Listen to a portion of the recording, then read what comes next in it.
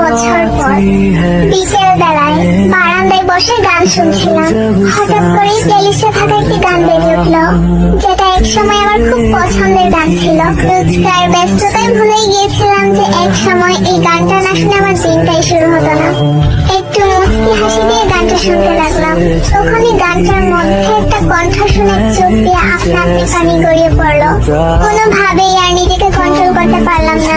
তাকে নিয়ে আগে কতই না স্বপ্ন দেখতাম, কত গল্প বানাতাম, বান্ধবীদের কানের কাছে সারাদিন চেঁচামেচি করতাম। সত্যি কত না পাগলামি করতাম তার জন্য। ভেবেছিলাম হয়তো তাকে ছাড়া বাঁচতেই পারবো না। তার জন্য এত পাগলামো করা মানুষটাই আজ তাকে ছাড়া বেঁচে আছে, সুখে আছে।